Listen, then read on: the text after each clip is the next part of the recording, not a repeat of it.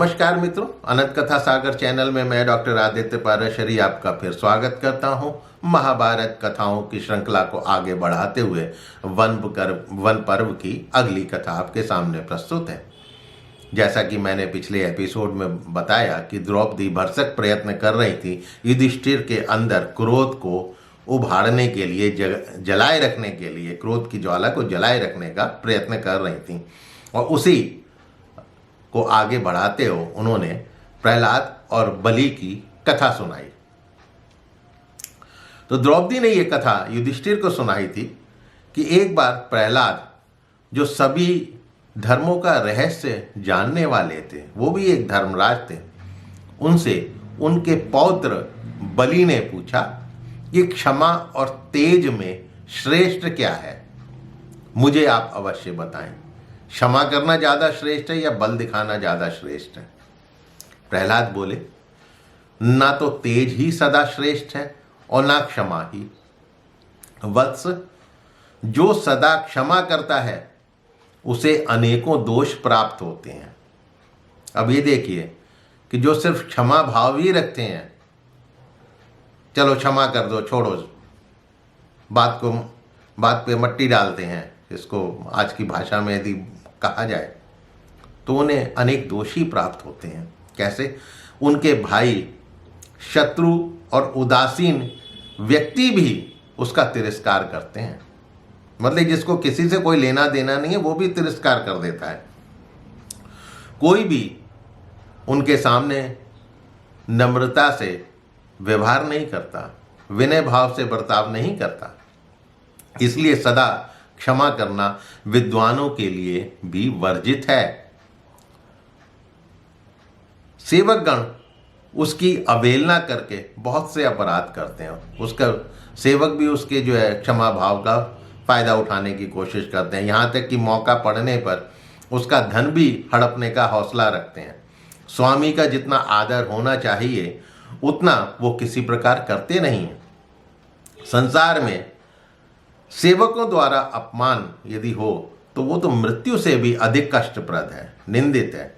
यहाँ तक देखा गया है कि क्षमाशील स्वामी की अवहेलना कर उसकी स्त्रियों को भी हस्तगत करना चाहते हैं, उसकी स्त्रियों को भी हड़पना चाहते हैं। और ऐसे पुरुष की मूर्ख स्त्रियां भी स्वेच्छाचार में प्रवृत्त हो जाती हैं, और यदि स्वामी से दंड नहीं मिलता है तो वो मौज उड़ाती हैं और आचार विचार से दूषित हो जाती हैं। अब क्षमा ना करने वालों का भी दोष सुनो। ये तो था जो क्षमाशील है, केवल क्षमा ही उन्होंने अपने जीवन का उद्देश्य बना लिया है, उनके साथ क्या होता है। और अब क्षमा ना करने वाले, जो क्रोधी मनुष्य योग्य अयोग्य का विचार किए बिना उत्तेजित स्वभाव से लोगों को तरह तरह के दंड देते हैं।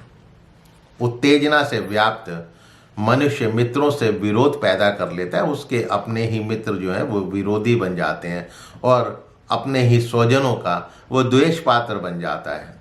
दूसरों का अपमान करने के कारण सदा धन की हानि ही उठाता है, अनादर पाता है। संताप, द्वेष, मोह से नए नए शत्रु और पैदा हो जाते हैं। मनुष्य क्रोधवश अन्यायपूर्वक दूसरे लोगों पर दंड का प्रयोग करके अपने ऐश्वर्य, प्राण और स्वजनों से भी हाथ धो बैठता है, जिससे सब लोग उद्विग्न होते हैं।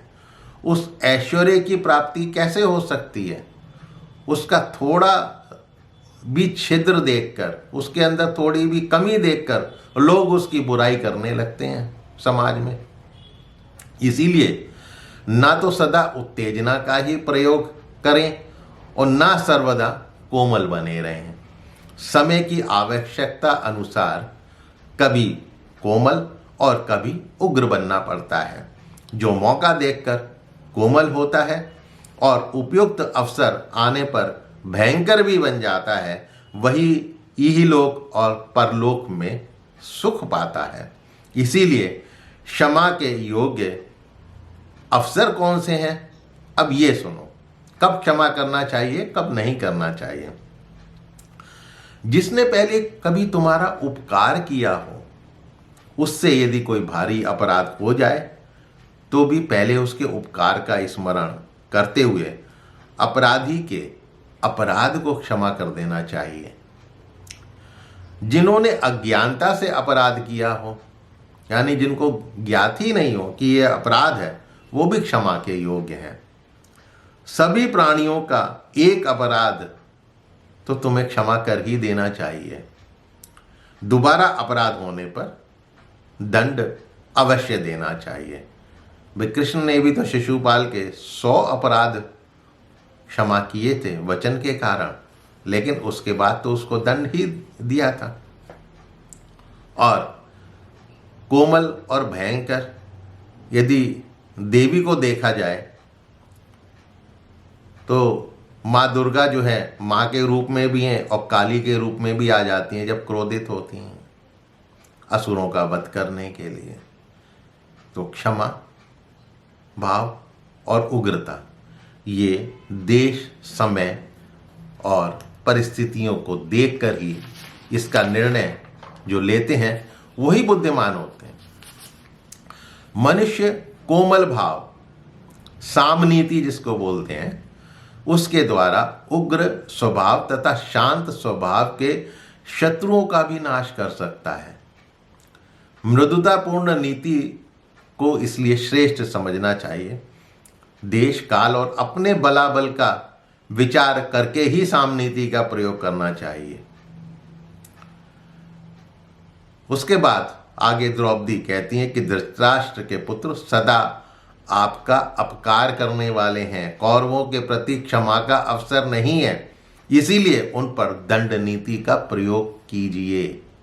उनको क्षमा करने की भी एक सीमित अवधि होती है, अब वो क्षमा करने के लायक नहीं है।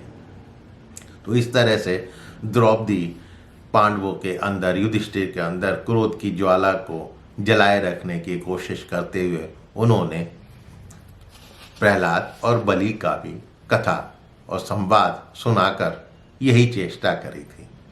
तो मित्रों, आज के लिए इतना ही। फिर मिलता हूँ अगले एपिसोड में इस कथा को आगे बढ़ाने के लिए। मेरे चैनल को सब्सक्राइब करना मत भूलिएगा और अपने इष्ट मित्रों से इसको शेयर अवश्य कीजिएगा। तब तक के लिए नमस्कार।